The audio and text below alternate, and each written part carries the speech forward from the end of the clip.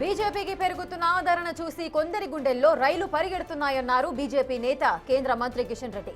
ఎర్రగడ్డలో నిర్వహించిన ప్రచారంలో పాల్గొన్నారు మంత్రి.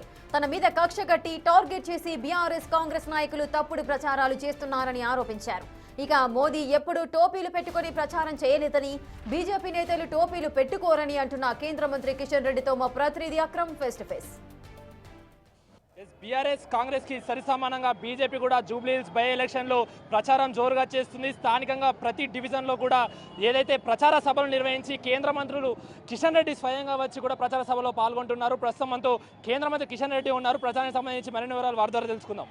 కేటీఆర్ కిషన్ రెడ్డి బ్యాడ్ బ్రదర్స్ గా మారి ఏదైతే హైదరాబాద్ లో అభివృద్ధి జరగకుండా చేస్తున్నారని రేవంత్ రెడ్డి మీరు మీడియాతో మాట్లాడుతూ చెప్పారు. దానికి ఏమంటారు? Bad parties BRS party, Congress party bad parties ఇట్లనే మాట్లాడతాయి.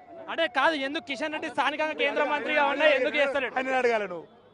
ఈరోజు భారతీయ జనతా పార్టీ ఏం లేదనుకొని ముందు మాట్లాడినట్టుంటే వాళ్ళు ఈరోజు ప్రజల ఆధారం చూసి గుండెలో రైళ్లు పగడుతున్నాయి. కాబట్టి ఈరోజు నా మీద కక్ష కట్టి టార్గెట్ చేసి అనేక రకాల అబద్ధాలు తప్పుడు ప్రచారం చేస్తా ఉన్నాడు రేవంత్ రెడ్డి. అంటే మోడీ కూడా టోపీలు పెట్టుకొని ప్రచారం చేశారు, ఎందుకు అప్పుడు ప్రశ్నించలేదు అని ఆయన తెలియదేమో, ఎప్పుడు చేయలే.